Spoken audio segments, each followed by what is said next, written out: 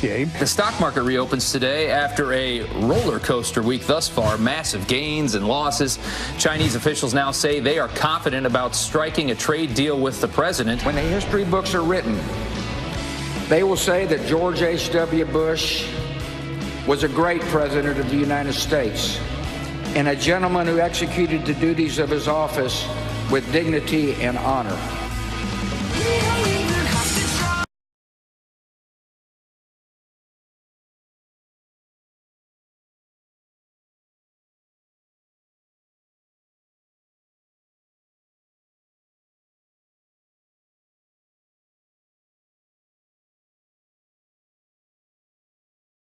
Of a certain period in your life, you know, a song reminds you of that, high school or whatever it is?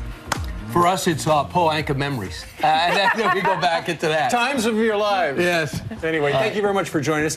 Very, very busy Thursday.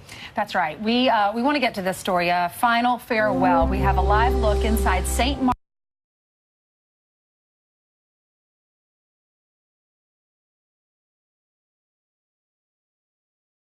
Texas funeral. That'll be later this morning. That's right. He will arrive in College Station via train.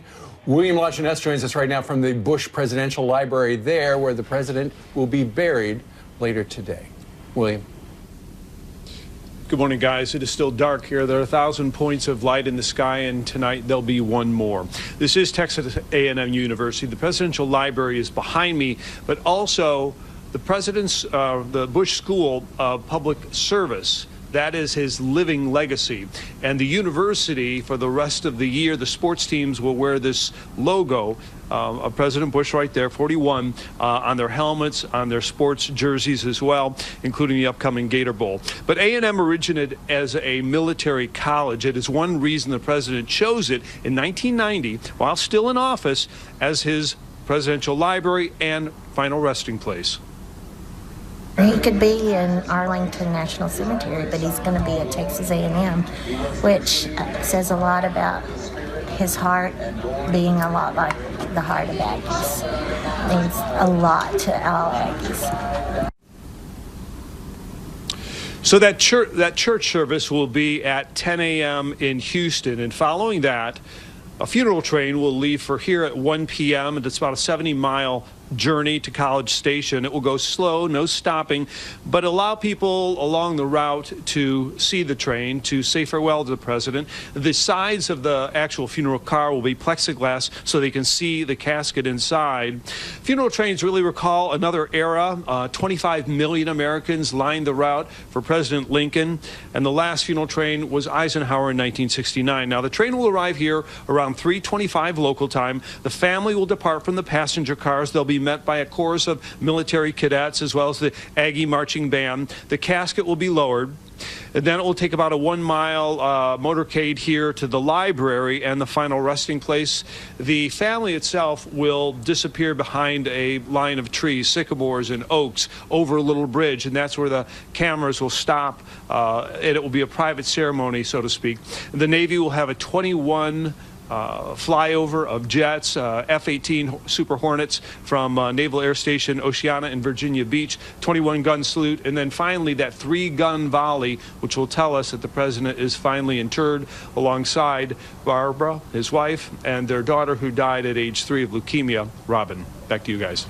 All right, William Lajeunesse in College Station, Texas. Thank you very much. So today, an emotional week will conclude.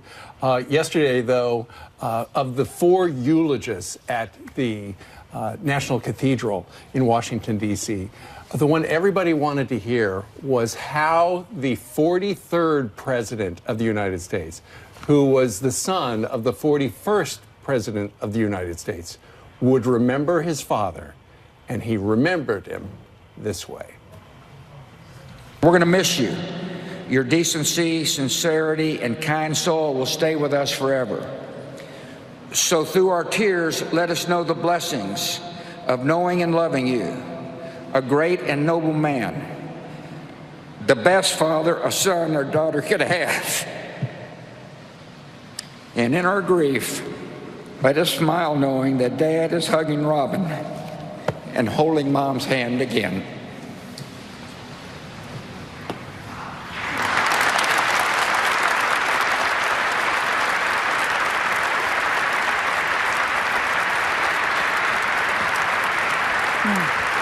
There he pats the casket of his father. Always wondered how a child can do that. I mean, he did a beautiful job eulogizing his father, but that has to be extremely difficult to fight back the tears and have to eulogize your parent. I've done it. You've done Brian's done it. It's really hard. It's the hardest speech you'll ever give. Yeah. I get the sense he wrote it too. I mean, I just heard the way he speaks is the way that speech came out. I'm sure we'll get the backstory on it shortly. But sadly, they've been planning this since, what, 2011 in detail? So everybody knew the oldest child, not let alone the former president of the United States, and his son will be giving it. Still, it doesn't prepare you for the moment. A couple of things.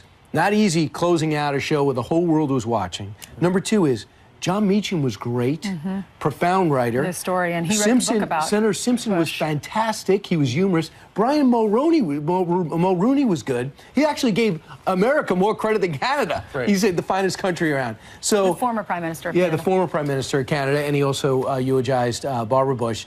But I thought it was something that's going to live on forever. What I just thought it was good over the last few days is people weren't talking about the Persian Gulf Wars or the economy or winning elections or losing elections. They were talking about the quality, the character of the person. And I think that's what goes through. Even if you're not in politics, people are talking about what kind of life do you want to lead? How do you want to be remembered? And it's making a lot of people get into these conversations. You want to be known as the richest. You want to be known as the best. You want to have the most friends. You want to have the most respect. If all those things are yes, yes, and yes, how do you do that? Maybe you do what he did. The family wanted a ceremony of unity, and so they had all the four other presidents sitting together. Chelsea Clinton was talking to Mike Pence. Then Chelsea Clinton was sitting next to Ivanka. You can see there you have the Trumps and the Obamas and the Clintons and the Carters were sitting on the other side of her. Right, and much has been said about how the Trumps and the Obamas and the Clintons... We were all watching those moments. There wasn't a lot of interaction. The Trumps and the Obamas did, but there was no interaction with the Clintons. Other than, Melania came over and Hillary just shook her head. And, well, didn't at least take they her. recognize you. They all showed up, and it was a great honor of the 41st president. But it's true. Weren't we told not to talk in church? So you can't really talk and go, what have you been doing? What's it like not to run the country anymore? Before you...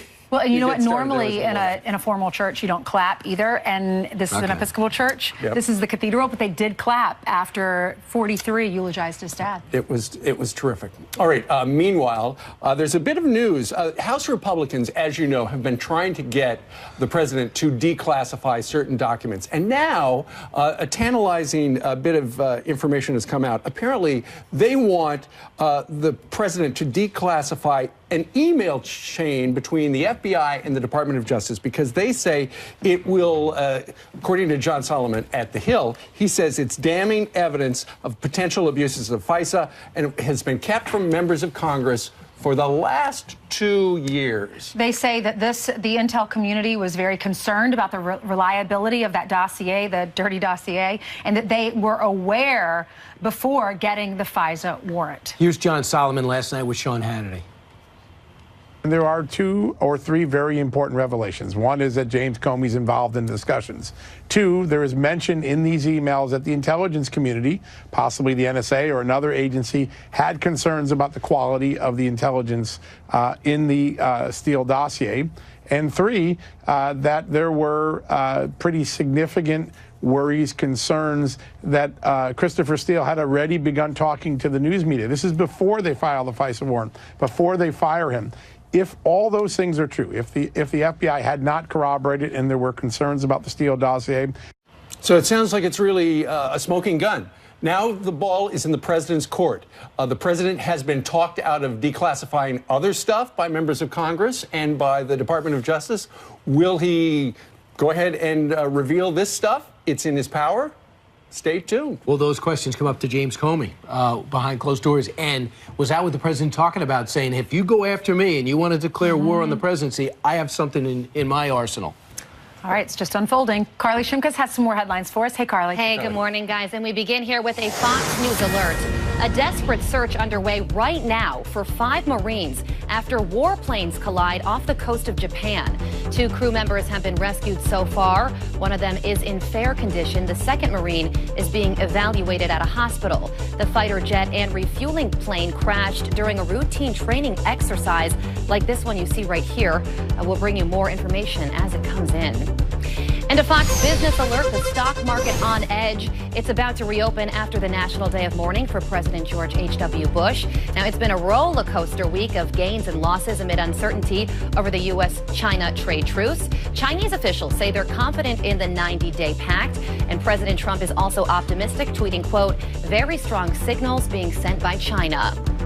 A potential landmark Supreme Court case could affect the Robert Mueller Russia probe. Today, the High Court will review a double jeopardy loophole, allowing state and federal governments to prosecute someone for the same crime. Now, it could impact Paul Manafort, who pleaded guilty to federal charges, but potentially face state charges, even if he's pardoned by the president. And remember this scene from Christmas Vacation?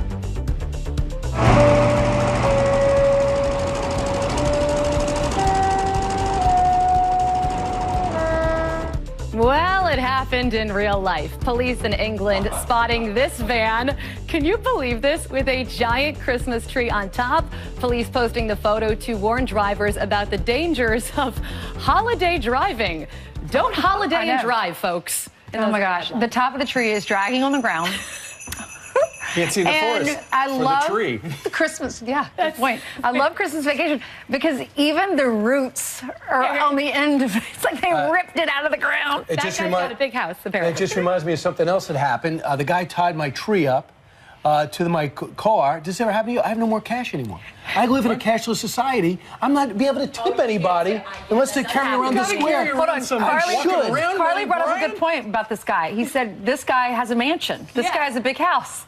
He doesn't have a nice car. He spent all of his money on his house. Right, but Carly says the roots are still intact, so it's as if he didn't cut it down. This somehow you're suggesting it's a stolen tree.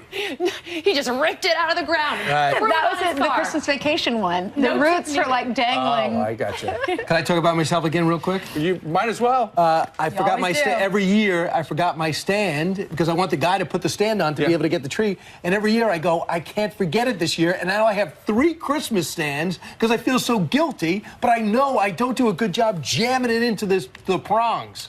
That's the beauty of the artificial Christmas tree. I know. It's already installed. So, wait, you get the Christmas tree guy to put the stand on, so you drive down the road with the Christmas tree on the roof of your car with the stand attached? Right, here's the thing. That's even worse than the roof. I don't even tip them. You can put the stand on at home. Most do. It's just 3 little screws. I do terrible putting it straight. People like, no, and then you have the whole family. By the way, is it upright? Don't forget to water your tree. My tree was already out of water like 2 days ago. Right. I need to do it when I get home. That's why we have butlers. Water your tree. All right, straight ahead. A surge of migrants are trying to get into the United States from California to South Texas, and Border Patrol is stretched to the limit. So how can we contain the caravan? We're going to ask the one guy who knows, a Border Patrol chief you're going to meet.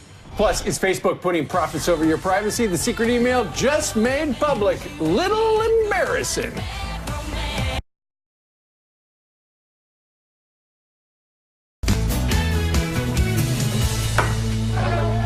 All right, while migrant caravans are trying to cross the border in California, get this, there's a surge in migration in South Texas and in Arizona. The Rio Grande Valley is ground zero for apprehensions, with the strain of the caravan stretching Border Patrol's resources and putting a strain on the agency as it continues with its mission. Agents there apprehending on average 680 people per day, compared to up to 145 arrests daily in San Diego. Manuel Padilla Jr. is the director of Joint Task Force West in Texas, and he knows firsthand what the Border Patrol agents are up against. He joins us right now from San Antonio. Sir, good morning to you. Good morning. Hey, good morning. Thank you for having me. You bet. We know you guys are and gals are really busy these days for a variety of reasons. But there's a story out this morning that apparently Border Patrol is preparing for perhaps a surge with some of these migrants who may try to do what happened a couple of weekends ago, where they try to race across the border. Tell us a little bit about that.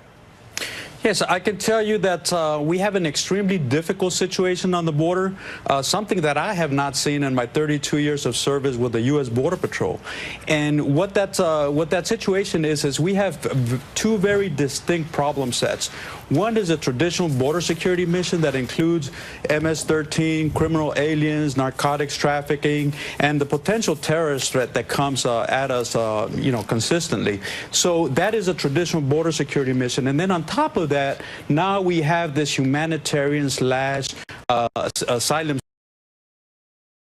mission, and that's really stretching the resources very, very thin, as you mentioned. But the interesting thing, or the difficulty in this, is that with the humanitarian mission, there is nothing that we can do at the field level. This requires congressional action to close the immigration loopholes, and also for the border security mission, of course, we need the infrastructure, the wall system to give the agents the tools that they need. Is it frustrating when you're spending your life's work down there and you want laws to change and Congress isn't listening? Well, it's not only frustrating, but it's border security. Border security is national security. So it's difficult to see that the agents are doing everything that they can. We're doing everything that we can with our partners, and it just requires congressional action to fill or to take care of these two problem sets. Are the troops helping in McCallum? Does that help you guys? There seems the role of the military is expanding, it seems. Absolutely. I say often that border security is a team sport. The troops coming down here, down to South Texas, I mean, we built up a lot of infrastructure, a lot of what we call impedance, laid some barriers to ensure that if the caravan came this way, we were ready to handle it. Yes. Well, sir, thank you very much for your service, and thanks for telling us what's going on down south. Thank you. Thank you so much. You bet. The number of job applications for police officers is plummeting at departments nationwide. One police chief is here to explain why. Next.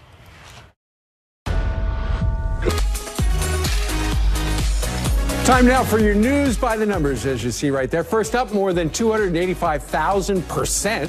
That's how much the price of a cup of coffee has risen in the country of Venezuela this year alone. The country is experiencing hyperinflation under President Nicolas Maduro. Next, zero. That's how many gas-powered cars Volkswagen wants to make by 2026. The German automaker is shifting its focus to electric cars. Finally, 40,000. That's how many slices the Cheesecake Factory handed out for free to celebrate its 40th birthday, and it caused chaos. The orders backed up a Virginia location so much it caused a fight. A DoorDash delivery driver arrested in the chaos. Some people waited 2 hours for the free piece of cheesecake at the Cheesecake Factory. And that's some of the news, Brian and Ainsley. All right, Steve, who wants to be a police officer, we asked. Job applications across the country, sadly, are plummeting in 66% of police departments across the country. But why? And are American cities prepared to deal with this troubling trend around the nation? Here with some insight for us is Chief Rich Busby with the New Jersey State Association of Chiefs of Police. Thank you so much, Chief, for being with us. Thanks for having me. Why is this? Why do you think we're seeing the numbers go down? Well, the economy has changed fundamentally in the last, certainly under Trump. Young people have other opportunities that are lucrative, and they sometimes take advantage of that. Policing has gotten increasingly complicated, particularly in the last 10 years. There's a narrative nationally that isn't always pretty, and it's sometimes more than certain young people are willing to put up with. The expectations of this generation are different than our generation and the generations that preceded. So it's a different time. Is it because a lot of officers feel as though society, the county, the state don't have their back in times of trouble, yet they're putting their life on the line regularly? That's an incredibly important point that you make there. And I think you're exactly right. The police officers, by and large, don't do this for money. They do it because it's helpful to other people. And unfortunately, it's not always appreciated. And unfortunately, a narrative is afoot in this country that isn't always true or fair. And all those things play into it, I believe. Yeah, we do it every day. Look at these numbers. In terms of sworn officers, you guys peaked at 724,000. Yes. It's now down to 701,000. You feel in New Jersey not that big of a problem, but around the country it is. It is certainly a problem around the country. In New Jersey, the problem of retention exists. And that's linked closely with the hiring process as well. You have to prepare young people in as best a way you can to be ready for what they're going to see. Sometimes a young person comes from a great home and they haven't seen some of the things that they're going to be exposed to during the early part of their career, and sometimes it's just too much for certain young people.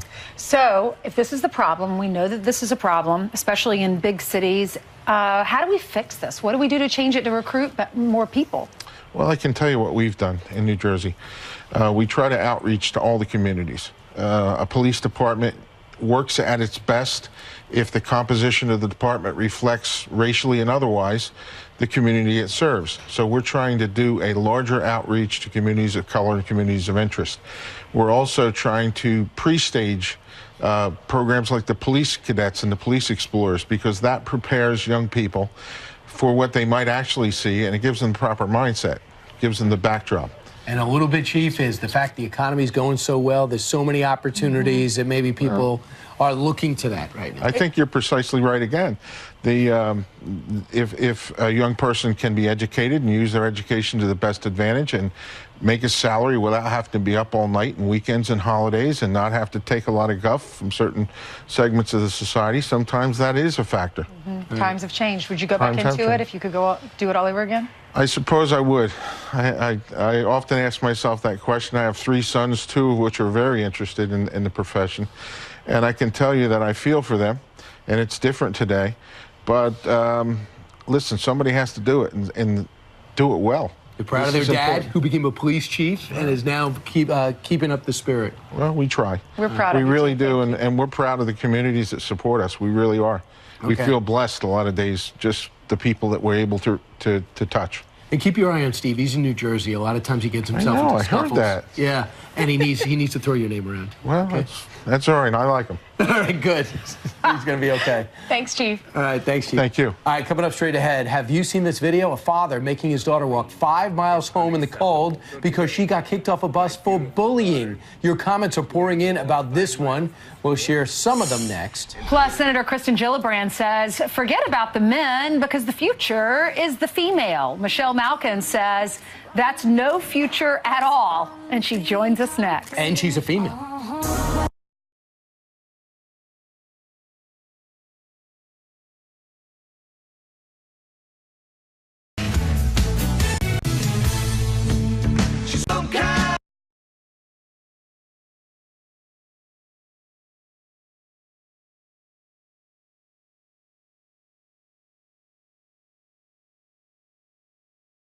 She's definitely some kind of wonderful. Let's bring in Michelle Malkin, columnist and investigative journalist. Hey, Michelle.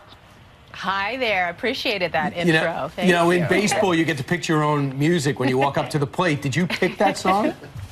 I did not. Okay. One of our producers did. Hey, Michelle, years ago you wrote that book called Invasion, talking about the immigration problems here in the United States. There's a story out this morning. One of the people who was in the caravan has since been released into the United States. Apparently, a 19-year-old pregnant woman from Honduras by the name of Mary Uri Hernandez was arrested after she entered Imperial Beach, California. She apparently climbed over the border wall from Tijuana. As soon as she was down on the ground in American soil, she was arrested. And a couple of days later, apparently, she gave birth to an American citizen. And she said that her goal was to join her family in Columbus, Ohio, and giving birth on U.S. soil was a big reward for the long journey in the caravan. What do you say about that? Well, that is the anchor baby problem, and President Trump has been right about this. He diagnosed automatic birthright citizenship as one of the biggest magnets and incentives to come here and break the law, and he's been asking Congress to do something about it. You can build 50-foot, 100-foot walls all along the 2,000 miles of the southern border, but if you don't turn off these magnets, it's going to result in a continued flow, and we're going to see these caravans over and over and over again. It is time to rethink automatic birthright citizenship. It's an anomaly around the world. There are only 30 nations that have it, and among advanced industrial nations, there are only 2, the U.S. and Canada. You know, for all of the open borders transnationalists who are always urging us to adopt the culture and practices of the rest of the world, this is one of the areas where they're clinging bitterly to, a strange interpretation of the 14th Amendment. And look, my parents came here legally. My father was a neonatologist, and he was outraged because in his practice in Atlantic City, he saw women from around the world. It's not just women from South and Central America who are abusing this policy. It's people from Kenya or Russia or Korea who wait until they're 8.5 months pregnant to board a plane to get here. So it's not just something that affects the border. It's not just something that a wall will fix. And unfortunately, people in both parties don't want to address it. All right, let's talk about Kirsten Gillibrand. She's a senator, Democrat in New York. She condemned Bill Clinton for Monica Lewinsky. She wanted to stop Judge Kavanaugh. And she just tweeted this: "Our future is female, intersectional, powered by our belief in one another, and we're just getting started." Is that the future? I hope not, Ainsley. This sounds more like the tweet of an Oberlin College sophomore, and I went to Oberlin, so I know what the radical feminists talked about. And this is essentially an anti-male, grievance-swallowing dog whistle. People don't understand the history of this slogan, which sounds really cute, and you want to put it on a T-shirt for your daughter and make it seem as if you are all about female empowerment. But it's about much more than that. I say it's a dog whistle because the slogan actually came from the 1970s, and it was a feminist bookstore owner who sold shirts with this phrase and then put a portion of the revenue towards donating to Planned Parenthood. And what this really about is pandering to the far left extreme. And if that's how the Democrats think they're going to beat President Trump, keep saying it. That's all I can say. Yeah, why would you shut off 48% of the country? Meanwhile, Senator Mazie Hirono, enjoying her moment of fame from the Brett Kavanaugh hearings and beyond, said this the other day on how what the Democrats' big problem is. We Democrats have a really hard time is connecting to people's hearts instead of here. We Democrats know so much that is true, and we have to kind of tell everybody how smart we are. Yeah, is that an effective message? Again, I would really like these women, Mazie Hirono and Kirsten Gillibrand, to keep blabbing. This is somebody, of course, we've talked about Mazie Hirono before, who's told all men to, quote unquote, shut up. And the sense of condescension and elitism that comes out of her pores every time she's in front of a microphone is just going to turn off normal, everyday people in flyover country. There was a study that came out last week that contrasted the difference between how liberals and conservatives talk, especially to minorities. And what they found is that liberals have an almost racist sense when they approach people because of their sense of intellectual superiority. And here we go with Mazie Hirono telling everybody that they can't connect with voters because they're too smart and know too much. And they're too dumb. Voters are too dumb for our smarts. Right. Yeah, this worked really well in 2016. Please keep going. Well, let's see what they do in 2020. All right. Listen, Michelle Malkin, always a pleasure. Thank you very much for joining us from out west on this Thursday. Has anyone seen Carly Shimkus? I have. She's about 3 feet from you. Oh, hey, Carly. Hey, how are you guys? So an important story to get to here. The UN set to vote on a resolution condemning Hamas. If adopted, it would be the first time the assembly has taken action against the Palestinian terror group. The measure, which recently won crucial backing from the EU, condemns Hamas for firing rockets into Israel. The leader of Hamas calls it an effort to delegitimize Palestinian resistance. A stash of secret emails reveals Facebook put profits over your privacy. The UK Parliament released hundreds of pages of previously sealed documents, some showing that the social media giant discussed selling personal information to app developers. Now, they valued each user's data at 10 cents each. The company says it never followed through with the plan. And PETA is likening eating a hamburger to causing wildfires. The animal rights group praising a Los Angeles councilman who wants to require entertainment complexes to provide vegan options on their menus. Now, he thinks it will help combat climate change. PETA is loving it, saying devastating wildfires are a sign we must do more to protect the planet, and that animal agriculture is, quote, one of the most, if not the most significant contributor to environmental issues. And a little girl gets a lesson in tough love when she's kicked off her bus for bullying. Let me make this extremely clear. Bullying is unacceptable. So today, my beautiful daughter is going to walk 5 miles to school in 36-degree weather. Oh, no. Well, the Ohio dad says he wanted to hold his daughter accountable after she was kicked off the bus for the second time.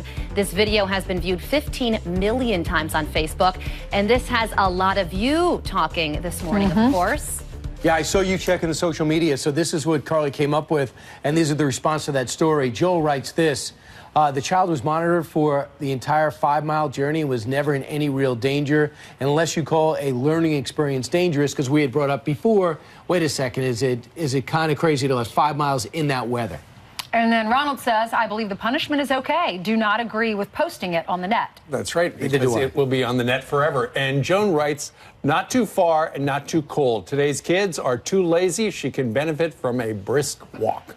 All right, Joan, thank you very much. Plus, if it's cold outside and you're walking 5 miles, you're not going to be that cold. That's Have you ever absolutely exercised true. outside when it's cold? I know. You start to sweat. It's when you're standing still, like Janice Dean is right now. When it's cold, that's right. It's cold. And Sometimes you jump up and down. Yeah. Hi, you guys. Are you warm? Very nice. Thank you for being here. And you guys just got married. Tell me your names and where you're from. Amy Sparks and Zach Ritter, and we're from Bentonville, Arkansas. Very nice. And so this is your honeymoon? This is our honeymoon, and it's also Amy's mother's birthday, Suzette. Happy birthday, Suzette. Very nice. Well, many happy years, my friends. All right, let's take a look at the map, see how cold it is outside. Yes, so this is wind chill, what it feels like against your skin if you're not protected. So, yeah, we're talking about teens and single digits. All of that cold air is going to sink southward, and we're going to have a big winter storm, my friends, that's starting today. California, this is going to move towards the east, and the central and southern plains could get walloped with not only heavy rain and flooding conditions, but we could see some ice and some heavy snow, especially across the Appalachians. So we'll watch for that over the next couple of days. There will be travel delays. Here's your forecast today. Across the California region, lots of rain and heavy snow, and then we could see some lake effect snow. Thank you all for coming today. Happy holidays. Thank you. Hi, wave to Steve, Ainsley, and Brian. Hi, everyone. That'll warm you up. The waving. They're all bundled. That's the key. All right. That's the key. Got to cover the mouth. You got to cover the ears, the hands, the body. And covered to the point where you're not enjoying yourself.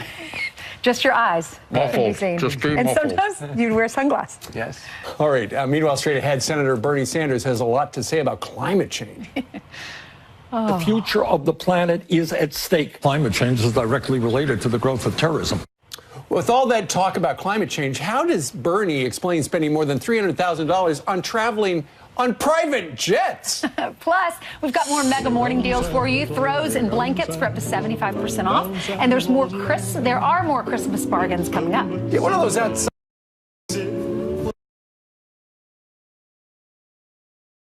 From New York. All right, I'm not that smart. Just saying. I'm not making that claim.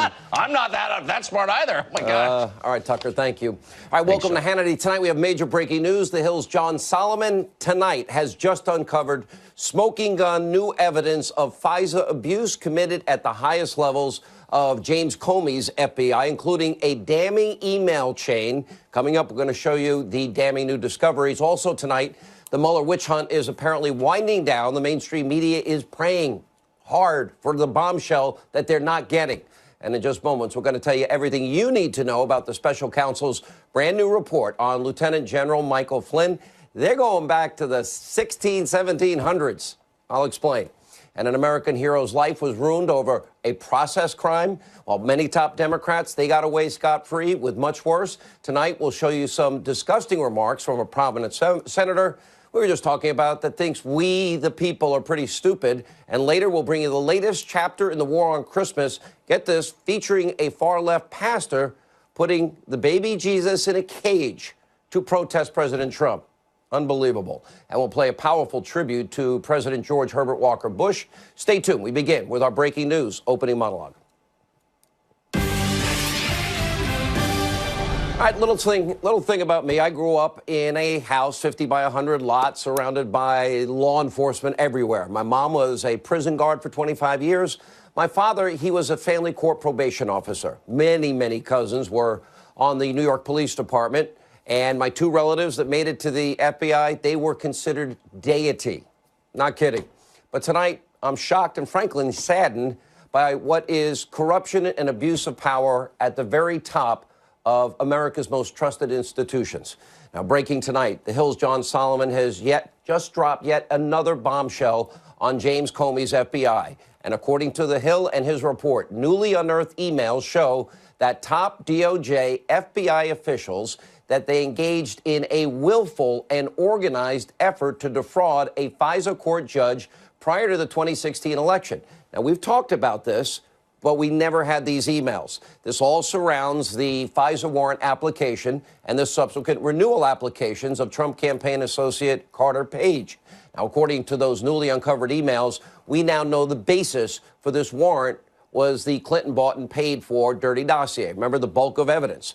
Now, James Comey, along with other top DOJ officials and FBI officials, they knew that the evidence presented in the dossier was shady at best. This is what Solomon has uncovered tonight.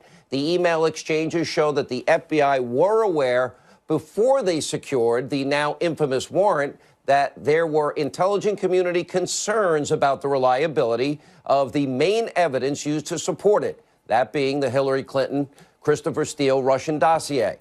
And according to Solomon, the FBI was fully aware that Steele was, quote, had contacts with news media reporters before the FISA warrant was even secured. Now, remember, the FBI attempted to bolster its FISA application. Remember, they used what we call circular reporting, Yahoo News. And by the way, they knew the source was Christopher Steele. So it's all really just one source, but they like to create the impression for the court that there's multiple sources. No, that's circular reporting. So to recap, the FBI under President Obama, they got a warrant to spy on Trump campaign associate Carter Page at the height of the 2016 election. In order to achieve this feat, well, they had presented the FISA court judge with evidence that we now know that the FBI knew was sketchy and knew was not verified. And they themselves had doubts about it ever being true. Now, they knew the evidence was bought and paid for, too, by Hillary Clinton. That was withheld from the FISA court judges. And the evidence was bolstered with the circular media reporting that the FBI knew Christopher Steele was behind. But as we now know, that's not how so-called evidence was presented to the FISA court. So tonight, the smoking gun evidence that the FBI, under James Comey's leadership, committed a complete and total fraud on the FISA courts by presenting the court Hillary's bought and paid Russian dossier as real intelligence, and they hid the fact that the other evidence was nothing more than circular reporting. They knew it all. The email chain shows it all. Now, the evidence shows a serious miscarriage of justice, a serious abuse of power. It should shock every American, especially in light of yesterday's news. And this Friday, James Comey will testify before the House Judiciary Committee. Hopefully, he will be held accountable. Now, we did reach out to the FBI and James Comey for comment. We've yet to receive a response. John Solomon will join us with more on this devastating new report in a minute. But first, we do turn to the mainstream media's obsession of the week, once again featuring Robert Mueller's partisan witch hunt. And thanks to the latest special counsel memo on Lieutenant General Michael Flynn, well, many in the press are yet again predicting an end to the Trump presidency. This is going on for 2 years. Hasn't happened yet. Take a look. I'm going to tell you one thing I take away. There's about a size 16 shoe going to drop here. My takeaway was that Bob Mueller and his people have a substantial case going here. Anyone who's in Flynn's orbit, either before the election, during the transition, and those few weeks that Flynn is the national security advisor, is worried. If you're in Trump land tonight and these documents come down, how do you feel? I'm wigging out. The fact that he is saying senior government leaders should be held to the highest standards, I would be a little nervous if I were the people involved in the obstruction of justice investigation, starting, of course, with the President of the United States. All right, despite the hysteria, predictable hysteria you just saw, the latest Mueller memo does not contain any Watergate-like revelations, not even close. Here are the facts. The Mueller memo makes references to Lieutenant General Flynn violating, and you got to pay. This is how deep they had to dig here. Violating the Logan Act. The Logan Act is an archaic law that was passed, get this, in 1799, and it was only responsible for 2 indictments in the 1800s. Now, he was also allegedly being investigated for violations of the Foreign Agents Registration Act, or FARA as it's called, which was used only 7 times since it became law in 1966. This is how, it's all in that memo that we had last night. This is how desperate and how pathetic Robert Mueller is. Now remember, Lieutenant General Flynn was first a victim of a crime himself, because they knew nothing about General Flynn except that they illegally surveilled him, illegally amassed him. They put aside the, what we now call, you're supposed to do mitigating. They're supposed to literally, once you hear an American's on the line, you are not supposed to identify them. And then raw intelligence on General Flynn was leaked. And that illegally leaked information was then used against him by Team Mueller. And Lieutenant General Michael Flynn, well, he pled guilty to a process crime. That's true. They can't get him on any other underlying crimes about collusion with Russia and lying to Mueller's investigators, whether neither Comey